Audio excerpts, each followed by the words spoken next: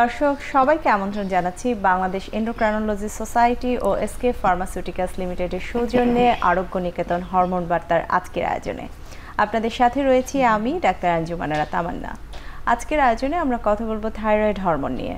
Thyroid hormone সম্পর্কে আমরা ইতিমধ্যে সবাই জানি, এটি মানব শরীরের জন্য খুবই গুরুত্বপূর্ণ একটি হরমোন, কিন্তু গর্ভকালীন সময়ে এই থাইরয়েড হরমোনের কতটুকু প্রভাব রয়েছে এবং এর কি সমস্যা হতে পারে গর্ভকালীন সময় একজন মা এবং বাচ্চার উপরে, সেই বিষয়টি নিয়ে আজকে আমরা আলোচনা করব। আমার সাথে এই বিষয়ে কথা বলার জন্য আজকে স্টুডিওতে রয়েছেন অধ্যাপক ডাক্তার তানজিনা হোসেন, বিভাগীয় প্রধান এন্ডোক্রাইনোলজি অ্যান্ড মেটাবলিজম বিভাগ, গ্রিন লাইফ মেডিকেল কলেজ ও হাসপাতাল। ডাক্তার তানজিনা হোসেন, প্রথমে স্বাগত জানাচ্ছি আমাদের আজকের আয়োজনে। ধন্যবাদ আমন্ত্রণ জানানোর জন্য। জি, আরও একজন অতিথি রয়েছেন আমার সাথে, রয়েছেন ডাক্তার সঞ্জিদা ইসলাম, সহকারী অধ্যাপক এন্ডোক্রাইনোলজি বিভাগ, আদ্দিন মেডিকেল কলেজ হাসপাতাল, ঢাকা। গর্ভকালীন থাইরয়েড সমস্যা নিয়ে আমি শুরুতেই বলছিলাম, অধ্যাপক তানজিনা হোসেন আপনার কাছ থেকেই শুনবো শুরুটা। আসলে এই যে থাইরয়েড হরমোন, আমরা কিন্তু বেশ কিছু হরমোন বার্তায় অলরেডি কথা বলেছি থাইরয়েড হরমোনটিকে নিয়ে, একটু গর্ভকালীন সময় আসলে কতটা গুরুত্ব রয়েছে একটু শুনবো আপনার কাছ থেকে শুরুতেই।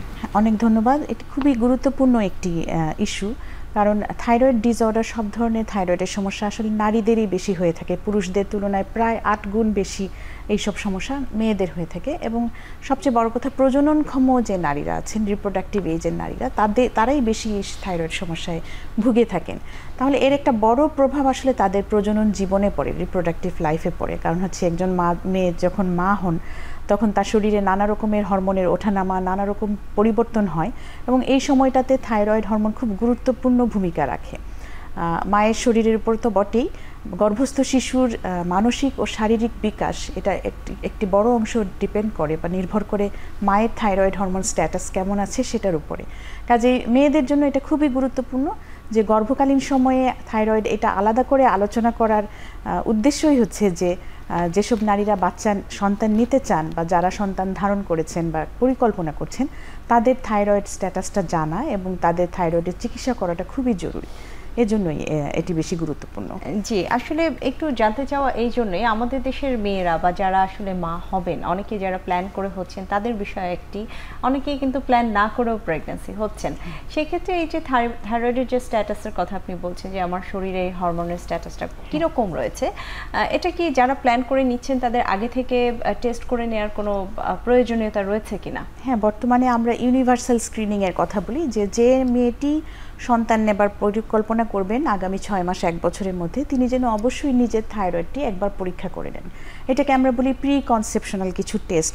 অবশ্যই এখন আমাদের মেয়েরা সাধারণত পরিকল্পনা করেই সন্তান নেন, এবং সন্তান কয়টি নেবেন, কখন নেবেন, এগুলি সব কিছুই আগে থেকেই প্ল্যান করে নেওয়া হয়। সেজন্য প্রি কনসেপশনাল যে টেস্টগুলো, এগুলো খুবই গুরুত্বপূর্ণ। এর মধ্যে সবচেয়ে গুরুত্বপূর্ণ পরীক্ষা হচ্ছে থাইরয়েড পরীক্ষা। যে কারণে আমরা বলছি, যে কোনো নারী, তার কোনো সমস্যা থাকুক কি না থাকুক, কোনো উপসর্গ থাকুক কি না থাকুক, যদি তিনি সন্তান নেবার পরিকল্পনা করে থাকেন, তাহলে অবশ্যই যেন তার থাইরয়েড পরীক্ষাটি করে নেয়। জি, অবশ্যই। ডাক্তার সঞ্জিদা ইসলাম, একটু আপনার কাছ থেকে জানবো এবার, আসলে থাইরয়েড হরমোনের যেহেতু স্ট্যাটাসের কথা বলা হচ্ছে, যেটা অলরেডি ডাক্তার তানজিনা হোসেন বললেন যে করে নিতে হবে, যে এটির পরিমাণ শরীরে কতটুকু রয়েছে, তার মানে অবশ্যই এটি বাড়তি হতে পারে অথবা কমতে পারে। দুটোই কি আসলে প্রেগনেন্সির উপর এফেক্ট করে কিনা? ধন্যবাদ ডাক্তার আঞ্জুমানারা আপনাকে সুন্দর প্রশ্নের জন্য। আসলে আমাদের ম্যাডাম যেটা বলেছেন যে প্রি কনসেপশন, যখন একটা নারী প্ল্যান করবেন সে প্রেগনেন্ট হতে যাচ্ছে বা চাচ্ছেন, সেক্ষেত্রে আমরা থাইরয়েডের দুটোই হতে পারে, হাইপো হতে পারে, যেটা আমরা বলি হরমোন কমে যাওয়াটা, থাইরয়েড হরমোন যদি কমে যায় সেই স্ট্যাটাস থেকে আমরা বলি হাইপোথাইরয়েডিজম, আর যদি থাইরয়েড হরমোন বেড়ে যায় সেটা বলে হাইপারথাইরয়েডিজম। দুইটাই এফেক্ট কিন্তু গর্ভধারণের সময় হতে পারে।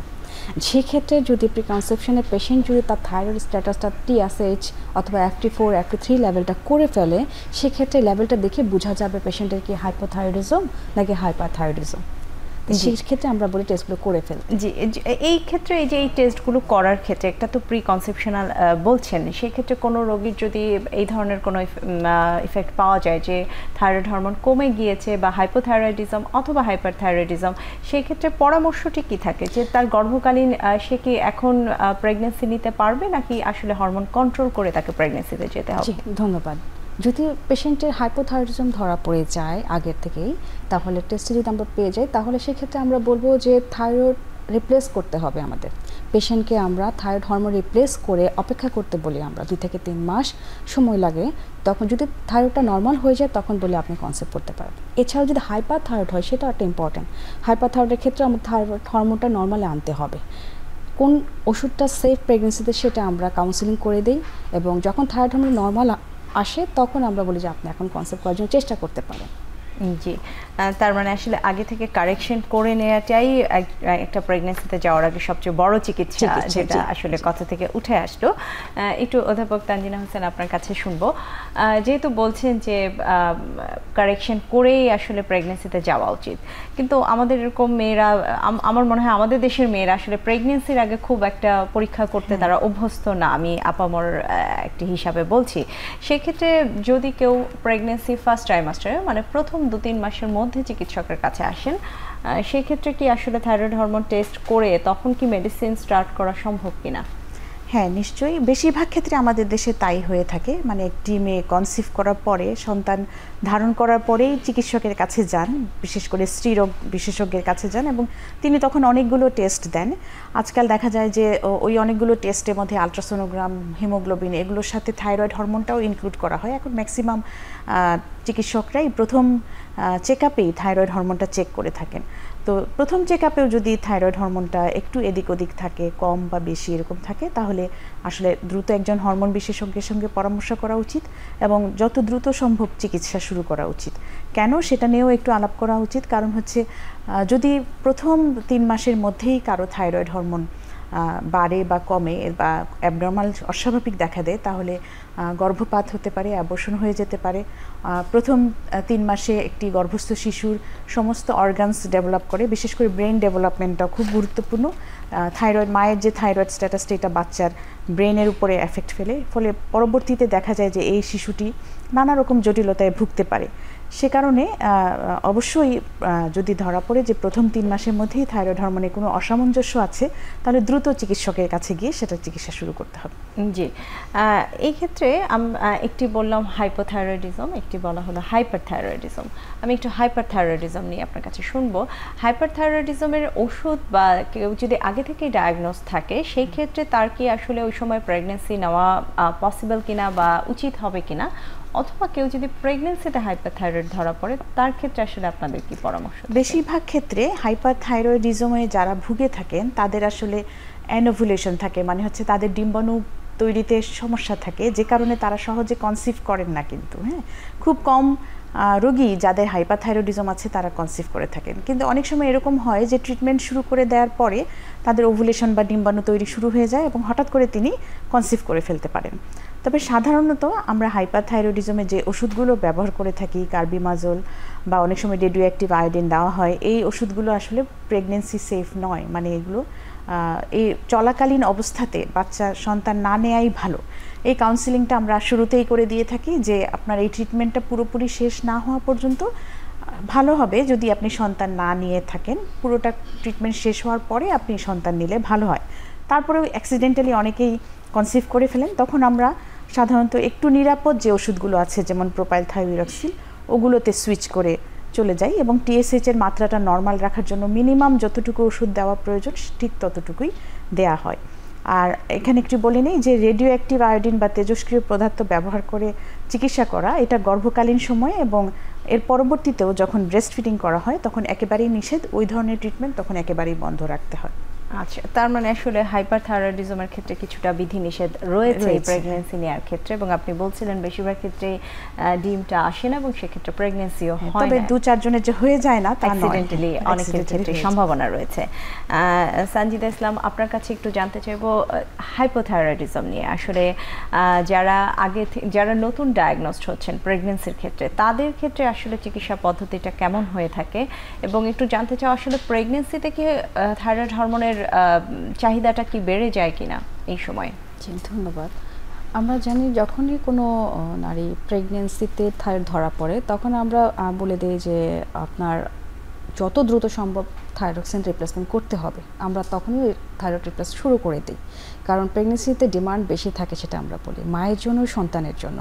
আর যেহেতু সন্তানের উপর অনেক এফেক্ট পড়ে, থাইরয়েড হরমোনের অনেক এফেক্ট আছে, সেক্ষেত্রে আমরা সরাসরি ওষুধটা শুরু করে দিই এবং হাই ডোজ বলি আমরা, যতটুকু দরকার আমরা ডাবল ডোজে করে শুরু করে দিই এবং 6 সপ্তাহ পর আমরা লেভেলটা আবার দেখি ঠিক আছে কিনা। প্রেগনেন্সিতে অ্যাকচুয়ালি 3টা ট্রাইমেস্টারে টিএসএস একটা লেভেল আছে যে কোন টার্গেটে থাকতে হবে। ফার্স্ট ট্রাইমেস্টার আমরা বলি যে 2.1 টু 2.0, সেকেন্ড ট্রাইমেস্টারে আমরা বলি 0.2 to 2 এবং থার্ড ট্রাইমেস্টার বলি 0.3 to 3 থাকলে ভালো। সেক্ষেত্রে আমরা 6 সপ্তাহ পর আবার টিএসএস লেভেলটা করে দেখব থাইরয়েড হরমোনটা নর্মাল আছে কিনা। সুতরাং প্রেগনেন্সিতে আমাদের ডাবল ডোজ দেওয়া লাগতে পারে। জি, তার মানে যেটা বলছিলাম যে চাহিদা বা ডিমান্ড আপনি যেটা বলছিলেন যে বেড়ে যায়, সেক্ষেত্রে অনেকের ক্ষেত্রে কিন্তু ডোজ বাড়ানো হয়।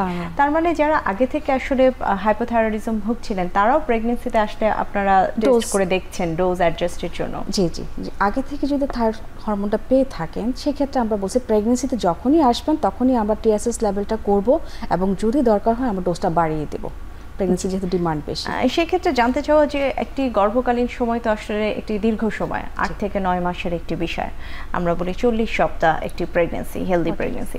সেক্ষেত্রে পুরো প্রেগনেন্সি জুড়ে আসলে কতবার টেস্ট করা প্রয়োজন একজন মায়ের? আমরা বলি ট্রাইমেস্টার ভাগ যদি করি, first trimester, second trimester, third trimester, 3টা ট্রাইমেস্টারে কিন্তু এন্ডোক্রাইনিস্টের কাছে পেশেন্ট টিএসএস করে দেখাতে হবে, আসতে হবে ভিজিটে। ফার্স্ট ট্রাইমেস্টার আমরা টার্গেট দিয়ে দিই, সেকেন্ড ট্রাইমেস্টার আবার ফলো আপ দিয়ে দেখি টিএসএস লেভেলটা ভালো আছে কিনা, আবার থার্ড বিফোর ডেলিভারিতে আরেকবার দেখা হয় এবং পোস্ট নেটাল যেটা বলি ডেলিভারির পরেও আমরা 1.5 মাসের মধ্যে টিএসএসটা দেখে ডোজ যেটা বাড়ানো হয়েছে সেটাকে আবার নর্মালাইজ করার জন্য আমরা আবার ফলো আপে আসতে পারি পেশেন্ট।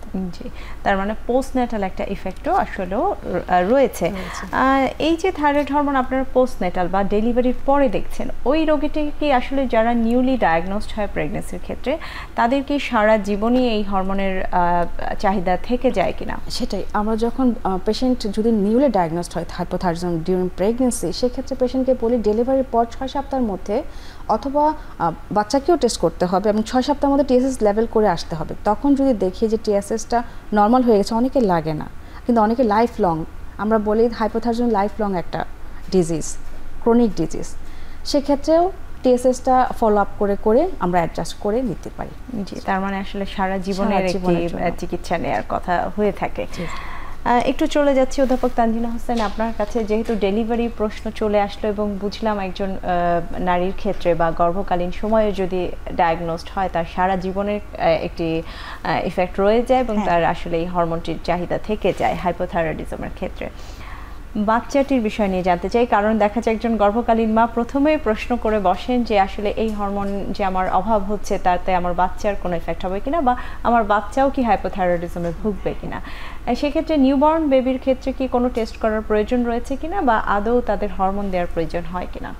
হ্যাঁ, আগেই বলে নেই যে থাইরয়েড ডিসঅর্ডারের সাথে প্রেগনেন্সি কিন্তু একটা হাই রিস্ক প্রেগনেন্সি। আগেই বলেছি যে এটাতে মায়েরও নানা রকম রিস্ক থাকে, সন্তানেরও নানা রকম রিস্ক থাকে। মায়ের ক্ষেত্রে উচ্চ রক্তচাপ, এক্লাম্পসিয়া ইত্যাদি নানা রকম সমস্যা হতে পারে, আর সন্তানের ক্ষেত্রে বলেছি শুরুর দিকে গর্ভপাত হতে পারে, শেষের দিকে নানা রকম স্নায়বিক জটিলতা বা অ্যাবনর্মালিটি হতে পারে। যদি একেবারেই ট্রিটমেন্ট না করা হয়, আজকাল এটা খুবই কম দেখা যায় যে একটি মানসিক প্রতিবন্ধী শিশুর জন্ম নিতে পারে, যেটাকে আমরা ক্রিটিন বেবি বলতাম, যে যারা হাইপোথাইরয়েড শিশু, যেটা আজকাল খুব একটা দেখা যায় না।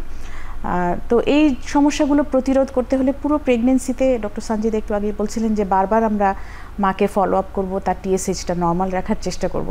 তারপরেও আসলে বেশিরভাগ পরিবার খুব উদ্বিগ্ন থাকেন যে আমার সন্তানের কোনো ক্ষতি হবে কিনা।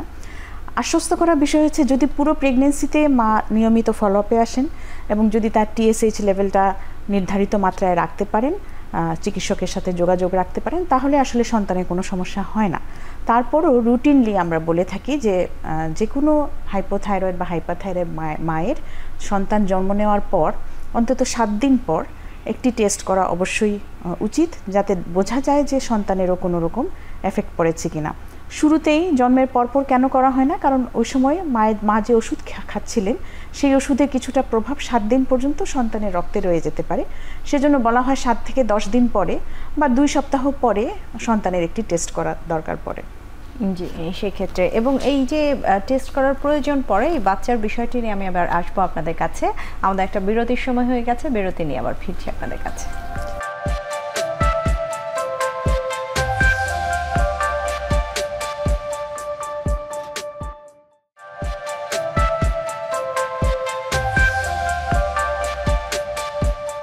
বিরতির পর আবারও হাজির হয়ে গেলাম আপনাদের কাছে এই গর্ভকালীন থাইরয়েডের সমস্যা নিয়ে। বিরতির আগে ডাক্তার তানজিনা হোসেন আপনি বলছিলেন যে একটি হাইপোথাইরয়েড বা হাইপারথাইরয়েডের মায়ের ক্ষেত্রে যদি নিউবর্ন বেবি আসে তার 7 থেকে 10 দিন পরে আপনারা টেস্ট করে দেখছেন। বাচ্চার ক্ষেত্রে যদি হরমোনের কোনো তারতম্য ঘটে থাকে সেই নিউবর্ন বেবির ক্ষেত্রেও কি আপনারা এই থাইরয়েড হরমোনের চিকিৎসা শুরু করেন কিনা? হ্যাঁ, বিশেষ করে যদি সন্তানেরও হাইপোথাইরয়েডিজম হওয়ার কোনো আশঙ্কা দেখা দেয় সেক্ষেত্রে আমাদের আসলে ট্রিটমেন্ট শুরু করা উচিত। কারণ আমি আগেই বলেছি যে শিশুর স্নায়বিক এবং মানসিক বিকাশ এই হরমোনের উপরে ডিপেন্ড করে এবং অনেক সময় ছোটবেলাতে হয়তো বোঝা যায় না, কিন্তু পরবর্তীতে বড় হওয়ার সময় দেখা যায় এই বাচ্চাটি কথা বলতে দেরি করছে বা তার ডেভেলপমেন্টের সমস্যা হচ্ছে, সে যখন স্কুলে যাচ্ছে তখন অন্যদের তুলনায় পিছিয়ে যাচ্ছে। এর পিছনে থাকতে পারে যে কারণ যে তার কোনো থাইরয়েডের সমস্যা আছে। তাহলে এই শিশুটি যেন পিছিয়ে না পড়ে সেজন্য একদম, এমনকি নবজাতক শিশুকেও আমরা অনেক সময় থাইরক্সিন দিয়ে থাকি। সেটি ডিপেন্ড করে তার মাত্রার উপরে, থাইরয়েড হরমোনের মাত্রা কেমন আছে সেটি দেখে একজন শিশু হরমোন বিশেষজ্ঞ বা একজন হরমোন বিশেষজ্ঞ এটি প্রেসক্রাইব করে থাকেন এবং বারবার মনিটর করে সেটি আসলে নর্মাল রাখার চেষ্টা করতে হবে। জি, তার মানে ওই শিশুটি জন্মের পরও যদি এই ধরনের হরমোনের তারতম্যের কোনো ব্যাঘাত ঘটে থাকে তার ব্লাডে, সেক্ষেত্রেও আপনারা আসলে ট্রিটমেন্ট শুরু করেন। এবং এই শিশুরও কি আসলে সারা জীবনই এই চিকিৎসার আওতায় থাকতে হয় কিনা? অনেক সময় থাকতে হয় না, অনেক সময় দেখা যায় যে শিশুটি নর্মাল গ্রোথ ক্যাচ আপ করে ফেলেছে এবং তার থাইরয়েড ওষুধ ছাড়াই নর্মাল থাকছে, তখন আমরা বন্ধ করে দিতে পারি। এবং কিন্তু মনিটরিংটা বা ফলো আপটা কখনোই আসলে ছাড়া উচিত নয়, কারণ শিশুটি যখন আবার একটু বড় হবে, ধরেন যখন কৈশোরে আসবে বা যদি মেয়ে শিশু হয় সে যখন আবার গর্ভকালীন অবস্থাতে যাবে, তখন আবার তার ডিমান্ড যখন বেড়ে যাবে তখন হয়তো আবার তার থাইরয়েডের সমস্যা দেখা দিবে। সো সেই শিশুটিকেও আমরা সবসময় ফলো আপে রাখতে চাই। জি, একটু সানজিদা ইসলাম আপনার কাছে যাচ্ছি। যেহেতু গর্ভকালীন সময়ের এই বিষয়গুলো উঠে আসলো, যেটা শুনলাম আমরা যে ডেলিভারির পরেও একজন মায়ের এবং পাশাপাশি নিউবর্ন বেবিরও আসলে টেস্টগুলো প্রয়োজন। এই যে গর্ভকালীন সময় আপনারা থাইরয়েডের বিভিন্ন টেস্ট করে দেখছেন এবং হরমোনের তারতম্য হলে ওষুধ অ্যাডজাস্ট করে দিচ্ছেন, অনেক রোগী তো আছে যারা আসলে রেগুলার ফলো আপে আসছেন না। হ্যাঁ, সেই ক্ষেত্রে তাদের আসলে মেডিসিনের ক্ষেত্রে আপনারা কিভাবে সতর্কতাগুলো রোগীকে বলে দেন যে এইভাবে আপনার সতর্কতাগুলো আসলে নিতে হবে? আসলে লাস্ট টাইমেস্টার যখন আসে, শেষ মুহূর্তে ডেলিভারির আগ মুহূর্তে যখন আসে রোগীরা, নতুন যাদের থাইরয়েড ধরা পড়ে প্রেগনেন্সিতে, তখন আমরা কাউন্সেলিং করে দিই যে ডেলিভারির পর, বাচ্চা জন্মের পর আপনাকে অবশ্যই 6 সপ্তাহ বা 1.5 মাসের মধ্যে আমাদের সাথে আসতেই হবে। আর যদি কখনো সমস্যা সম্মুখীন হয়ে যায় বা দূরে থাকে পেশেন্ট, আমাদের কাছে আসতে পারবে না, তাহলে নিকটস্থ জিপি হোক বা এন্ডোক্রাইনোলজিস্টকে দেখিয়ে অফকোর্স ডোজটা অ্যাডজাস্ট করে নিতে হবে। আমাদের অনেক পেশেন্ট আসে না, সত্য কথা আসে না, দেখা যায় যখন 3-4 মাস 6 মাস পর আসে তখন আবার হাইপারথাইরয়েডিজম নিয়ে আসে, কারণ ডোজটা খুবই গুরুত্বপূর্ণ। আমার ডোজ একটু বেশি হলে হাইপার হয়ে যাবে, ডোজ একটু কম হলে হাইপো হয়ে যাবে। যেহেতু প্রেগনেন্সিতে আমরা হাই ডোজে শুরু করে থাকি, ডেলিভারির পর ডোজটা অবশ্যই কমানো উচিত। সেক্ষেত্রে আমরা বলে অবশ্যই আপনাদের ফলো আপে আসতে হবে। যদি কখনো মিস হয়ে যায় তাহলে সেক্ষেত্রে তো আমাদের আসলে কিছু করার থাকে না। কিন্তু পেশেন্টরা যখন আসে তখন আমাদের অনেক রিপোর্ট পাই হাইপার হয়ে যায়, তখন আমাদের আবার ডোজটাকে ঠিক করতে হয়। এক্ষেত্রে আরও একটি প্রশ্ন আসলে মাথায় চলেই আসে সবার, যার একটি প্রেগনেন্সিতে আসলে থাইরয়েডের সমস্যা হয়েছে বা হলো, তিনি তো আসলে ডেলিভারির পরে ফলো আপে থাকার যে অ্যাডভাইসটা আপনারা করে দিচ্ছেন, সেক্ষেত্রে তার পরবর্তী প্রেগনেন্সিতে সেই নারীটি আসলে পরবর্তী প্রেগনেন্সি নেওয়ার আগে কি কি আসলে সতর্কতা নিবে এবং সে মেডিসিন কি সে আবার স্টার্ট করবে? অনেকের ক্ষেত্রে বন্ধ হয়ে যাচ্ছে, সে কি আবার স্টার্ট করতে হবে কিনা প্রেগনেন্সির আগে থেকে? তাদের ক্ষেত্রে আসলে কি পরামর্শ থাকে? জি, থ্যাংক ইউ, ধন্যবাদ। তাদের ক্ষেত্রে পরামর্শ হচ্ছে, অনেকে যদি থাইরয়েড হরমোনটা বন্ধ হয়ে যায়, অনেক সেকেন্ড প্রেগনেন্সি অনেক সময় প্ল্যান্ড হয়, আনপ্ল্যান্ড হয়। যদি প্ল্যান্ট করে থাকে তাহলে অবশ্যই আবার ফার্স্ট প্রেগনেন্সির মতো TSH, FT4, FT3 সব থাইরয়েড হরমোনগুলো লেভেলগুলো দেখেই কনসেপশনে বা প্রেগনেন্সিতে নামা উচিত। অনেক সময় যদি প্ল্যান্ট না হয়ে থাকে তাহলে অবশ্যই যখনই প্রেগনেন্সি পজিটিভ হবে তখনই সাথে সাথে থাইরয়েড টেস্টটা অবশ্যই আগে করে নিতে হবে যে কেমন আছে। যেহেতু প্রিভিয়াসলি একটা হিস্ট্রি ছিল তার হাইপোথাইরয়েড বা প্রিভিয়াসলি সে ড্রাগস নিত, থাইরয়েড হরমোন নিত, সেক্ষেত্রে যখন প্রেগনেন্সি পজিটিভ হবে সেকেন্ড টাইম অবশ্যই থাইরয়েড হরমোন হোল প্রোফাইলটাই দেখে নিতে হবে এবং আবার তার শুরু করা লাগতে পারে। জি, তার মানে এই সতর্কতা তার আগে থেকেই থাকতে হবে যে যেহেতু তার আগের প্রেগনেন্সিতে একবার এই হরমোনাল প্রবলেম হয়েছে, তার পরবর্তীতেও এটা হওয়ার সম্ভাবনাটা অবশ্যই থাকতে বেশি রয়েছে। অধ্যাপক তানজিনা হোসেন, এই যে থাইরয়েডের হরমোনের কথাগুলো আপনারা বলছেন, এটার কি পারিবারিক ইতিহাস খুব গুরুত্বপূর্ণ কিনা? যেই একটি পরিবারে দেখা যায় মায়ের রয়েছে, মেয়ের হতে পারে কিনা, অথবা তার বোনের হতে পারে কিনা, যে আমার বড় বোনের প্রেগনেন্সিতে থাইরয়েড ধরা পড়েছে বা প্রেগনেন্সি নিতে গিয়ে তার পরিবারের অন্য মেয়েদের ক্ষেত্রে আসলে এটা হওয়ার সম্ভাবনা রয়েছে। এটি খুবই গুরুত্বপূর্ণ, কারণ বেশিরভাগ থাইরয়েড রোগ হচ্ছে অটোইমিউন ডিজিজ, এবং এই অটোইমিউন ডিজিজগুলো আসলে পরিবারে জেনেটিক্যালি একজনের থেকে আরেকজন অনেক সময় পেয়ে থাকেন। দেখা যায় যার মা, খালা, ফুপু, নানি, দাদির থাইরয়েডের সমস্যা ছিল, সে বেশি ঝুঁকিতে থাকে যে তারও একটা থাইরয়েডের সমস্যা হতে পারে। এটা একটা খুব গুরুত্বপূর্ণ যে আমাদের অনেক রোগী কিন্তু এসে নিজে থেকেই বলে যে আমার বোনের থাইরয়েডের সমস্যা আছে, আমার মায়ের ছিল, আমার খালার ছিল, আমার কি চেক করা উচিত কিনা? আমি বলবো যে অবশ্যই চেক করা উচিত, কারণ ওই পরিবারের প্রতিটি মেয়ের কিন্তু ঝুঁকি রয়েছে যে তার থাইরয়েডের কোনো সমস্যা হতে পারে। সেজন্য যাদের পরিবারে থাইরয়েডের সমস্যা আছে তারা যেন অবশ্যই সন্তান নেবার আগে একবার চেক করে নেন। আরও কিছু ইন্ডিকেটর আছে, যেমন যাদের বারবার গর্ভপাত হচ্ছে, যাদের পিরিয়ডের ইরেগুলারিটি আছে, বা থাইরয়েডের সমস্যার যেসব উপসর্গ থাকে, ওজন বৃদ্ধি বা ওজন হ্রাস বা কোষ্ঠকাঠিন্য, ত্বকের সমস্যা, এইসব বেশি হয় থাইরয়েডের রোগীদের। এইসব উপসর্গ যদি থেকে থাকে, অনেক সময় অনেক দিন ধরে চেষ্টা করছেন কিন্তু কনসিভ করতে পারছেন না, ইনফার্টিলিটি বন্ধ দেখা দিয়েছে, এই মেয়েদের ক্ষেত্রে অবশ্যই থাইরয়েড পরীক্ষা করা জরুরি। তাহলে একটা বড় অংশের উপসর্গ থাকতে পারে, আবার নাও থাকতে পারে, শুধু পারিবারিক ইতিহাস থাকতে পারে, সবারই আসলে থাইরয়েড পরীক্ষা করা জরুরি। জি, তার মানে আসলে পারিবারিক ইতিহাসটাও এই ক্ষেত্রে গুরুত্বপূর্ণ কারো কারো ক্ষেত্রে। একটু হাইপারথাইরয়েডিজম নিয়ে জানবো। আসলে হাইপোথাইরয়েড নিয়ে অনেক কথা হয়ে গেছে অলরেডি। যেই মহিলা বা যেই নারীটি আসলে হাইপারথাইরয়েডে ভুগছিল, আপনি বললেন যে প্রেগনেন্সিতে আসলে তাকে সেফার মেডিসিনে চলে যেতে হবে, এর আগে বলেছিলেন। তার কি ডেলিভারির পরবর্তীতে তার ফলো আপটা কীরকম হয়, বা আবার কি তার আগের মেডিসিন শুরু হয় কিনা? হ্যাঁ, আসলে হাইপারথাইরয়েডের যে ওষুধগুলো পাওয়া যায় কোনোটাই প্রেগনেন্সির জন্য অতটা সেফ নয়, কিন্তু অপেক্ষাকৃত সেফ যে ড্রাগগুলো, ওগুলোতে আমরা চলে আসি এবং বারবার ফলো আপ করি। যখন প্রেগনেন্সি শেষ হয়ে যায় তখনও একটা পর্ব কিন্তু রয়ে যায় মেয়েদের, সেটা হচ্ছে ব্রেস্ট ফিডিং। কারণ ব্রেস্ট ফিডিংয়ের মাধ্যমে আপনি যে ওষুধই খাচ্ছেন সেটা আবার সন্তানের শরীরে চলে যেতে পারে, তাহলে সেক্ষেত্রেও আমাদের নিরাপদ ওষুধগুলো ব্যবহার করতে হয়, এবং যতটা মিনিমাম ডোজে আমরা ব্যবহার করতে পারি সেটা চেষ্টা করে থাকি যে হাইপারথাইরয়েডিজমের ক্ষেত্রে। এখানে একটা জিনিস একটু বলে নেই, নতুন যেটা বলা হয়নি, যে কোনো কোনো নারীর সন্তান জন্মের পর এই টিএসএইচটা অনেক কমে যেতে দেখা যায়, সেটা সবসময় হাইপারথাইরয়েডিজম নাও হতে পারে। এটাকে বলে হাইপারেমেসিস গ্রেভিডারাম, মানে যারা একদমই খাওয়া দাওয়া করতে পারেন না, প্রথম 3 মাসে প্রচুর বমি করেন, ডিহাইড্রেটেড হয়ে যান এবং তাদের বিপাকক্রিয়াতে একটা খুব বড় সমস্যা হয়, ক্যাটাবলিক স্টেটে চলে যান, তাদের কিন্তু টিএসএইচ কমে যেতে পারে, সেটা আবার নিজে নিজেই আবার বাড়তে পারে। তাহলে এই জায়গাগুলো খুব সতর্কতার সাথে ট্রিটমেন্ট শুরু করব কি করব না, কতটুকু ফলো আপ করব বা কিভাবে আমরা এই রোগীগুলোকে ম্যানেজ করব, সেটা তখন খুব সতর্কতার সাথে করতে হবে। জি, এটি একটি আপনি খুবই গুরুত্বপূর্ণ কথা বলেছেন, কারণ আমাদের এমন রোগীও আছে যারা হয়তো, যেটা একটু আগে বলছিলাম, পারিবারিক ইতিহাস থাকে, নিজেরা হয়তো টেস্ট করে নিচ্ছে এবং নিজেই হয়তো ধারণা করে নিচ্ছে যে তার থাইরয়েড হরমোনের সমস্যা রয়েছে। এই ক্ষেত্রে তার এই যে ক্লিনিক্যাল ফিচার, এগুলো যে খুবই গুরুত্বপূর্ণ এবং একজন এন্ডোক্রাইনোলজিস্টের পরামর্শেই যে আসলে হরমোনগুলো শুরু করা দরকার, এটাও আসলে একটি জানার বিষয়।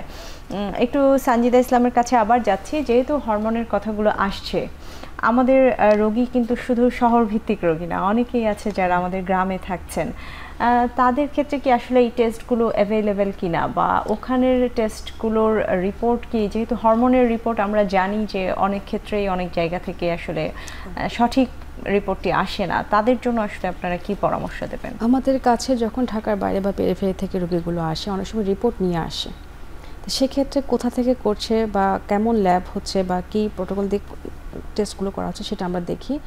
প্রয়োজন হলে আমরা আমাদের কাছ থেকে আবার টেস্টগুলো করিয়ে নিই। কিন্তু কথা হচ্ছে ঢাকার বাইরে সব জায়গায় ভালো, সব জায়গায় থাইরয়েড টেস্ট করা হয় এবং বিভিন্ন জেলায় ভিত্তিক ভালো ভালো ইনভেস্টিগেশনের জন্য হাসপাতাল আছে, ওইখানে থাইরয়েড টেস্টগুলো আমরা মোটামুটি ওইটারই লেভেল নিয়ে নিই, ওইটা আমরা কাউন্ট করি। আর যদি আমাদের মনে হয় যে ল্যাব ডায়াগনোস ভালো, তখন আমরা আবার সেকেন্ড টাইম রিচেক করে আমরা আবার শিওর হয়ে তারপর চিকিৎসাটা শুরু করি আসলে। জি, এখানে একটু যোগ করি যে এখন তো বাংলাদেশে আসলে প্রায় অনেকগুলো জেলাতেই সরকারি মেডিকেল কলেজ রয়েছে, তো বেশিরভাগ মেডিকেল কলেজে থাইরয়েড হরমোন পরীক্ষা করার সুব্যবস্থা রয়েছে, যে অনেকগুলো মেডিকেল কলেজে পরমাণু চিকিৎসা কেন্দ্র রয়েছে যেখানে খুব ভালো থাইরয়েড হরমোন পরীক্ষা হয়। তো আমি যে এলাকায় থাকি, যে গ্রামটাতে, ওখানে সবচেয়ে বেশি নিকটস্থ যে সরকারি প্রতিষ্ঠানটি আছে সেখানে গিয়ে যদি টেস্টটা করা যায় তাহলে সবচেয়ে ভালো হয়। জি অবশ্যই, আমি এই বিষয়টি নিয়ে আরও জানবো আপনার কাছে। আমাদের আরও একটি বিরতির সময় হয়ে গেছে, বিরতি নিয়ে আবার ফিরছি।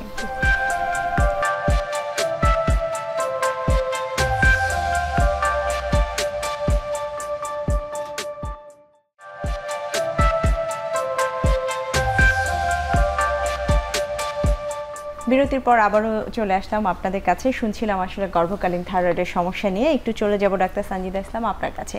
যেহেতু থাইরয়েডের কথা হচ্ছে, আমরা সবাই জানি থাইরয়েড হরমোন বা এই সমস্যাটি গলার একটি গ্রন্থি থেকে আসলে এই হরমোনটি আসে, এবং অনেকের কিন্তু গলার মধ্যে টিউমার থাকে, বা আমরা যেটা অনেকে গলগণ্ড রোগ ছোটোবেলা পড়ে আসছি বাংলায় যদি বলে থাকি, বা থাইরয়েড সোয়েলিং হয়ে থাকে।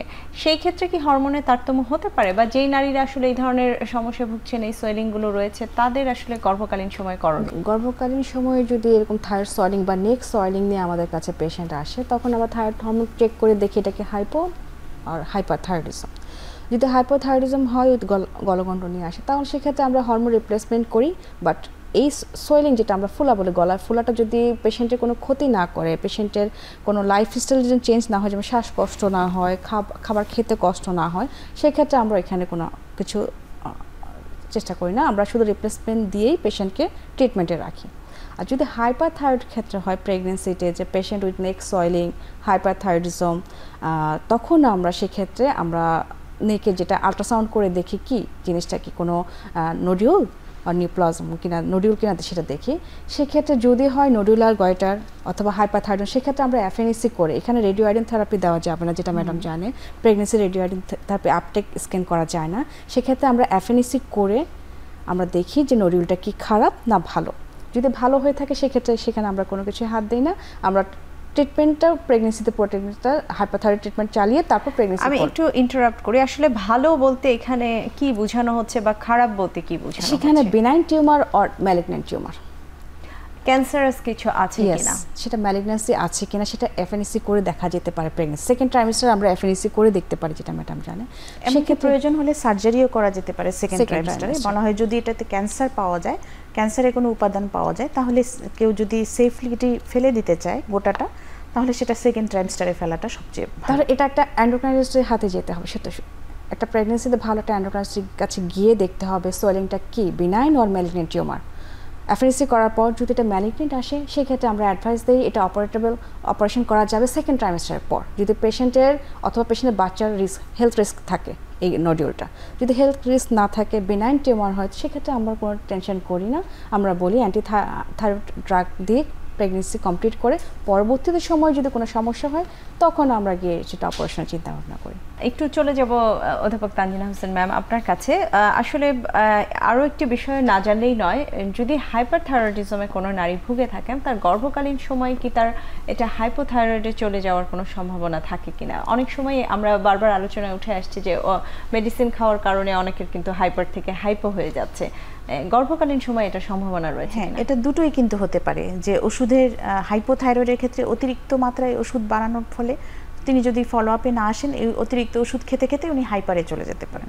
আবার হাইপারথাইরয়েডিজমের রোগীকেও আমরা যে ওষুধের ডোজ অ্যাডজাস্ট করছি, সেটা যদি প্রপারলি অ্যাডজাস্ট করতে না পারি, রোগী যদি ফলো আপে না আসেন, তাহলে ওষুধ খেতে খেতে তিনি আবার হাইপোতেও চলে যেতে পারেন।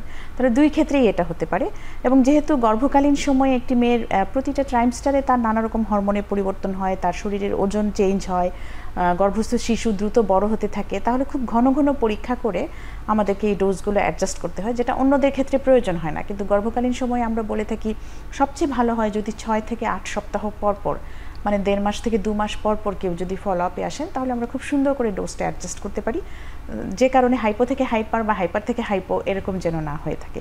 একটা স্টেবল সবসময় টিএসএইচ যেন একটা নর্মাল স্বাভাবিক মাত্রায় রাখা যেতে পারে। জি, এই বিষয়টি কি আফটার ডেলিভারি, মানে বাচ্চা হয়ে যাওয়ার পরও হতে পারে কিনা? এবং আপনি বলছিলেন যে বাচ্চা হয়ে যাওয়ার পরে 1.5 মাস পরে আবার টেস্ট করে দেখা হয় যে তার স্ট্যাটাসটা ঠিক গর্ভকালীন সময়ের মতো রয়েছে নাকি চেঞ্জ হয়েছে। কারণ গর্ভকালীন সময়ে তো একটা মেয়ের নানা রকম পরিবর্তন হয়, ওজনের পরিবর্তন হয়, বিপাকীয় পরিবর্তন হয়। এই পরিবর্তনগুলো আবার প্রসবের পরে নর্মালি আসতে আসতে কিন্তু প্রায় 1 থেকে 1.5 মাস সময় লেগে যায় যে তার সব কিছু আবার স্বাভাবিক আগের মতো চলে আসতে। তাহলে 6 থেকে 8 সপ্তাহ পরে আমরা যদি আরেকবার দেখতে পারি তাহলে তাকে সেই প্রেগনেন্সি মানে উনি প্রেগনেন্ট হওয়ার আগের যে অবস্থানে ছিলেন সেখানে যে ডোজটা ব্যবহার করতেন ওটাতে ফেরত আসা যায় কিনা সেটা তখন আমরা অ্যাডভাইস করতে পারি। জি ম্যাম, আসলে এই যে একটা এত গুরুত্বপূর্ণ একটি বিষয় থাইরয়েড হরমোন এবং এর প্রভাবে মা বাচ্চা দুজনেরই কতগুলো ইফেক্ট হতে পারে, আজকের আয়োজনের পুরোটা আলোচনা জুড়েই আসলে এটা উঠে এসছে এবং সারা জীবনের একটি বিষয় আসলে এই হরমোনাল সমস্যাটি যখনই ধরা পড়ুক, সেটি গর্ভকালীন সময়ে হোক বা প্রেগন্যান্সি চেক আপে হোক। বাংলাদেশ এন্ডোক্রাইনোলজি সোসাইটির পক্ষ থেকে আসলে এটার সচেতনতা বৃদ্ধির ক্ষেত্রে কোনো অ্যাক্টিভিটি রয়েছে কিনা? অবশ্যই রয়েছে। আমরা শুরু থেকেই চেষ্টা করছি যে থাইরয়েড নিয়ে, বিশেষ করে নারীদের থাইরয়েড সুস্বাস্থ্য নিয়ে অনেক রকম সচেতনতামূলক প্রোগ্রামে, আজকের এই অনুষ্ঠানটিও আসলে এক ধরনের সচেতনতা প্রোগ্রামই। এটা যারা শুনছেন তারা অন্তত বুঝতে পারবেন যে কেন থাইরয়েড হরমোন পরীক্ষা করা নারীদের জন্য গুরুত্বপূর্ণ, বিশেষ করে গর্ভকালীন সময়। প্রতি বছর থাইরয়েড দিবসে আমরা এ নিয়ে নানা রকম পোস্টার, লিফলেট এবং টেলিভিশন প্রোগ্রাম, পত্রিকায় লেখালেখি এগুলো করে থাকি। এবং আমাদের দাবি হচ্ছে যে বাংলাদেশে প্রতিটি নারীর জন্য অল্প খরচে এবং খুবই সহজে যেন এই যে রিপ্রোডাক্টিভ লাইফে মানে যখন তিনি সন্তান নিতে চাইবেন তাদের জন্য যেন থাইরয়েড হরমোনটা পরীক্ষা করার সুযোগ সৃষ্টি করা যায়, এ বিষয়েও আমরা চেষ্টা করছি যারা স্টেক হোল্ডার্স পলিসি মেকিং করেন তাদের জন্য। এবং খুব ভালো হয় যদি সরকারি মেডিকেল কলেজগুলোতে বা সরকারি সেবা কেন্দ্রগুলোতে, স্বাস্থ্য কেন্দ্রগুলোতে এই পরীক্ষাটা যদি ফ্রি করা যেত। এ বিষয়েও আমরা ভবিষ্যতে চাচ্ছি যে স্বাস্থ্য বিভাগের সাথে আলাপ করতে, যে এটি বিনামূল্যে নারীদের করা যেতে পারত তাহলে একটা খুব ভালো উপকার হতো। কারণ মায়ের যে থাইরয়েড স্ট্যাটাসটা এটা কিন্তু আমাদের ভবিষ্যৎ প্রজন্মকে সুস্থ রাখার জন্য খুব দরকার। এবং ভবিষ্যৎ প্রজন্ম মেধাবী হবে কিনা, তারা কতটা ইন্টেলেকচুয়ালি ভালো হবে, সেটা কিন্তু মায়ের থাইরয়েড হরমোন থেকে আমরা বুঝতে পারি। কাজে এটা যে শুধু এখনকার প্রবলেম তা নয়, এটা কিন্তু আমাদের ভবিষ্যৎ প্রজন্মকে যদি আমরা সুস্থ দেখতে চাই, মেধাবী দেখতে চাই এবং মানসিকভাবে শারীরিকভাবে ফিট দেখতে চাই, তাহলে আসলে এই জিনিসটা খুব গুরুত্বপূর্ণ যে প্রতিটি মেয়ে যেন এই সুযোগ পায় এবং ডাক্তারের কাছে, চিকিৎসকের কাছে যাওয়ার তার সুযোগ। আসলে এই আলোচনাটি আরও একটু বিষয় জানার রয়েছে, তার আগে আমাদের আরও একটু বিরতির সময় হয়ে গেছে। আমি বিরতি নিয়ে আবার আসবো আপনার কাছে।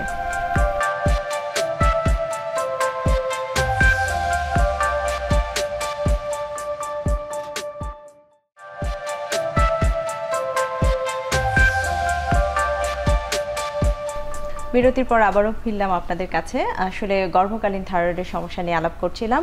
অধ্যাপক তানজিনা হোসেন, আপনি বলছিলেন সচেতনতার বিষয়টি, যেটি আসলে আপনারা চেষ্টা করছেন এন্ডোক্রাইনোলজি সোসাইটির পক্ষ থেকে বিভিন্নভাবে মায়ের এবং বাচ্চার যে টেস্টগুলো সেগুলো অ্যাভেলেবেল করার জন্য। একটু জানতে চাওয়া, আসলে একদমই সাধারণ মানুষের পক্ষ থেকে একটি প্রশ্ন আসে যে আগে তো এত টেস্ট করার প্রয়োজন হয়নি বা এত থাইরয়েডের রোগ সম্পর্কে জানা যায়নি। আসলে কি এই রোগীর সংখ্যা বেড়ে যাচ্ছে নাকি এখন আসলে এই টেস্ট করার উপরে আপনারা কেন এত গুরুত্ব দিচ্ছেন? এটা আসলে বলা মুশকিল, কারণ এখন সবাই বলবে যে টেস্ট করলেই দেখা যায় থাইরয়েডের সমস্যা ধরা পড়েছে, তার মানে কি রোগের সংখ্যা বেড়ে গেছে, নাকি আগেও ছিল, আগে টেস্ট করা হতো না দেখে সেটা জানা যেত না। দুটোই হতে পারে। তবে এই যে এখন সবাই পরীক্ষা করে এবং চিকিৎসকের কাছে যায়, সামান্য একটু এদিক ওদিক হলেও একটু সচেতন হয়, এটা কিন্তু দরকার। কারণ একসময় দেখা যেত বাংলাদেশে মাতৃমৃত্যুর হার বেশি ছিল, শিশু মৃত্যুর হার বেশি ছিল, অনেক গর্ভপাত হতো। কোনো একটা মায়ের, আপনাদের নানি দাদির খবর শুনলে জানবে যে তাদের 2-3টা বাচ্চা কিন্তু নষ্ট হয়েছে, আবার 2-3টা বাচ্চা সুস্থ হয়েছে। তার মানে ওই কারণগুলো কিন্তু তারা কখনো চেক করে দেখেননি যে কেন হয়েছে। তার পিছনে থাইরয়েড ডিসঅর্ডার দায়ী থাকলেও থাকতে পারে। আবার আগে অনেক মেয়ে ছিল যাদের সন্তান হয়নি, ইনফার্টিলিটি হয়েছে, তারা কোনো চিকিৎসা নেননি এবং এভাবেই তারা জীবন কাটিয়েছেন। কিন্তু এখন আমাদের জানা সম্ভব যে যদি এটা থাইরয়েডের কারণে হয়ে থাকে তাহলে সন্তান নেওয়া সম্ভব। তাহলে এই যে পরিবর্তনটা এসেছে এটা আসলে অনেক বেশি টেস্ট করার কারণেই এসেছে।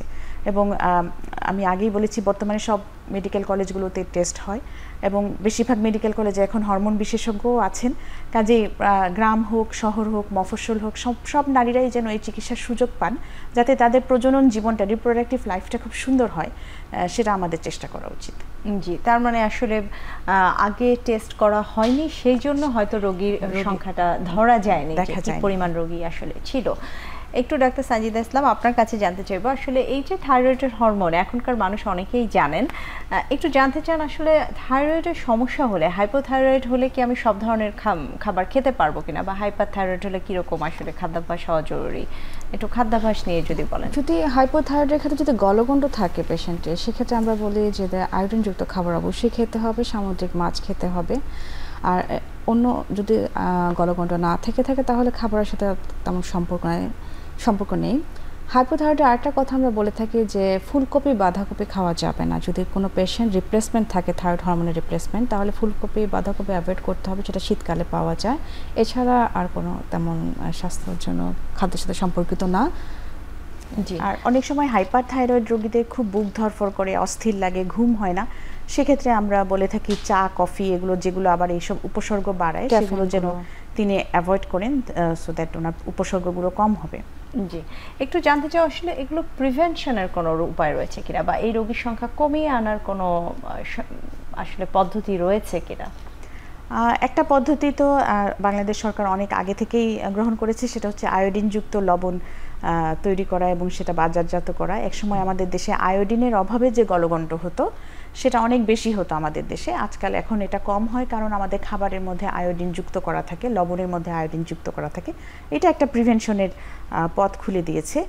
আর এমনিতে যেসব রোগ অটোইমিউন ডিজিজ বলা হয় সেগুলো আসলে খুব চেষ্টা করেও প্রতিরোধ করা যায় না। যেসব পরিবারের থেকে আমরা পাই জেনেটিক্যালি, সেটাও প্রতিরোধ করা যায় না। এটা জটিলতাগুলো প্রতিরোধ করার জন্য আমরা যত আর্লি এটা ডায়াগনোসিস করতে পারবো, যত দ্রুত আমরা রোগ ধরা পড়তে পারবে এবং যত দ্রুত চিকিৎসার মধ্যে যেতে পারবো, তত জটিলতাগুলো কম হবে। জি, তার মানে আসলে অনেকটাই কন্ট্রোল করে নিয়ে আসা সম্ভব এই রোগের বিস্তারটাকে। আরও একটু জানতে চাও আসলে যারা হাইপার থাইরয়েডে ভুগছেন তাদের চিকিৎসাও কি সারা জীবনই হয়ে থাকে নাকি এক নির্দিষ্ট সময় পর্যন্ত, এবং তাদের ফলো আপটা আপনারা কিভাবে করেন? বেশিরভাগ ক্ষেত্রে গ্রেভস ডিজিজ এবং অন্যান্য যেসব কারণে হাইপারথাইরয়েডিজম হয়ে থাকে তারা আসলে একটা নির্দিষ্ট সময়ের পরে হয় স্বাভাবিক হয়ে যান অথবা তারা আস্তে আস্তে হাইপোথাইরয়েডিজমের দিকে চলে যান। যারা স্বাভাবিক হয়ে যান তাদের আর কোনো চিকিৎসার প্রয়োজন পড়ে না, তাদেরকে আমরা ফলো আপে রাখি, বছরে একবার দুবার করে আমাদের কাছে চেক আপে আসবেন। আর যারা ক্রমাগত হাইপোথাইরয়েডের দিকে চলে যান তারা আসলে ওই চিকিৎসায় চলে যান, মানে থাইরয়েড রিপ্লেসমেন্ট তাদের সারা জীবন নিতে হবে। জি, তার মানে আসলে দুই রকমই হওয়ার সম্ভাবনা আসলে রয়েছে। আমরা আয়োজনে অনেকটাই শেষের দিকে। ডাক্তার সানজিদা ইসলাম, আপনার কাছে একটু জানতে চাও একদমই শেষে দর্শকদের উদ্দেশ্যে আসলে এই থাইরয়েড হরমোনের সচেতনতা নিয়ে আপনি যদি কিছু বলতে চান। আমি সবাই দর্শককে বলবো যে যারা আগে থেকে হাইপোথাইরয়েড অথবা হাইপারথাইরয়েডিজম ডায়াগনোজ আছেন তারা অবশ্যই নিয়মিত ফলো আপ করবেন আপনার এন্ডোক্রাইনোলজিস্ট অথবা আপনার চিকিৎসকের কাছে। আর যদি না থেকে থাকে আপনার থাইরয়েড স্ট্যাটাসটা কেমন আছে আপনি আপনার সন্তানের অবশ্যই সেটা, কারণ আমাদের থাইরয়েডের রোগী অনেক বেড়ে গিয়েছে, যেটা ম্যাডাম আগেই বলেছিল। তো সেক্ষেত্রে আমরা বলি যদি থাইরয়েড স্ট্যাটাস আপনার দেখা না থাকে, আপনার থাইরয়েড কেমন আছে আপনি না জেনে থাকেন, অবশ্যই আপনি থাইরয়েড চেকটা করে নেবেন। এছাড়া কিছু লক্ষণ যদি থাকে যেমন ওজন বেড়ে যাওয়া, রিসেন্ট যেটা বেশি হচ্ছে চুল পড়ে যাওয়া, ওজন বেড়ে যাচ্ছে, চুল পড়ে যাচ্ছে, মেয়েদের মাসিকে অনিয়মিত হচ্ছে, ড্রাই স্কিন, তারপর শীত লাগা, এইসব লক্ষণ যদি আপনার থেকে থাকে অবশ্যই আপনার থাইরয়েডটা আপনি চেক করে নেবেন। জি অবশ্যই। এবং একদমই শেষে চলে যাবো অধ্যাপক তানজিনা হোসেন ম্যাম, আপনাকে দিয়েই শেষ করব। আসলে আপনি যদি বলেন একদমই শেষে দর্শকদের উদ্দেশ্যে এই গর্ভকালীন সময়ের যেই সচেতনতাগুলো রয়েছে, এই সময় মায়ের জীবন পদ্ধতিটা কেমন হওয়া প্রয়োজন, টেস্টের কথা তো বারবার উঠে আসছে, পাশাপাশি আর কি সতর্কতা আসলে এই সময় নেওয়া প্রয়োজন? অবশ্যই একজন অন্তঃসত্ত্বা মা যিনি সন্তান নিয়েছেন তার সমস্ত দিকগুলো ভালো আছে কিনা, রক্তচাপ, ডায়াবেটিস, থাইরয়েডের সমস্যা, হিমোগ্লোবিন, এগুলো যেন তারা নিয়মিত চেক করেন এবং তার চিকিৎসকের সাথে পরামর্শ করেন। একটি স্বাস্থ্যকর খাদ্যাভ্যাস খুব জরুরি মায়েদের জন্য। বাইরের খাবার যতটা অ্যাভয়েড করে ঘরে তৈরি পুষ্টিকর খাবার, যেগুলোতে ভিটামিনস, খনিজ পদার্থ, প্রোটিন এগুলো বেশি আছে, সেগুলো যদি তিনি খান তাহলে তার সন্তানের জন্য ভালো হবে, তিনি নিজেও ফিট থাকবেন। রেগুলার এক্সারসাইজের কথাও আমরা বলে থাকি। আগে ধারণা ছিল যে অন্তঃসত্ত্বা হলে ঘরে বসে থাকতে হবে, তা নয়। এখন আমরা বলি যে অল্প বিস্তর হাঁটাহাঁটি, একটু এক্সারসাইজ, এগুলো আমাদের গর্ভকালীন সময়কে ভালো রাখতে সাহায্য করে। আর তৃতীয় যেটা খুবই গুরুত্বপূর্ণ সেটা হচ্ছে যে প্রসব পরিকল্পনা, যে আমার সন্তানটি কোথায় হবে, কোন হাসপাতালে হবে, আমি কোন কোন ডাক্তারের আন্ডারে থাকবো, এবং সন্তান হবার পরে যে শিশু বিশেষজ্ঞ দেখবেন তাকে আগে থেকে রেডি করে রাখা, এই পরিকল্পনাগুলো যেন পরিবারে আগে থেকেই করা হয়ে থাকে, যাতে কোনো বিপদ ঘটলে যেন আমরা সেটা ট্যাকেল দিতে পারি। জি, তাড়াতাড়ি সার্ভিসটি নেওয়া যায়। অসংখ্য ধন্যবাদ জানাচ্ছি ডাক্তার তানজিনা হোসেন আপনাকে এবং ডাক্তার সানজিদা ইসলাম, আপনাদের দুজনকে আজকের আয়োজনে সময় দেওয়ার জন্য। আপনাকেও ধন্যবাদ। জি দর্শক, আরোগ্য নিকেতন হরমোন বার্তার আজকের আয়োজনের একদমই শেষে চলে এসেছি। আমরা শুনলাম আসলে এই গর্ভকালীন সময় থাইরয়েডের সমস্যার কী ধরনের হতে পারে এবং তার প্রভাব কতটুকু রয়েছে গর্ভবতী মা এবং তার আগত সন্তানের, সে বিষয়গুলো নিয়ে বিশেষজ্ঞ চিকিৎসকরা বললেন। আশা করি সবাই অনেক উপকৃত হয়েছেন। সবার সুস্থতা কামনায় আজকের আয়োজন থেকে এখানে বিদায় নিচ্ছি।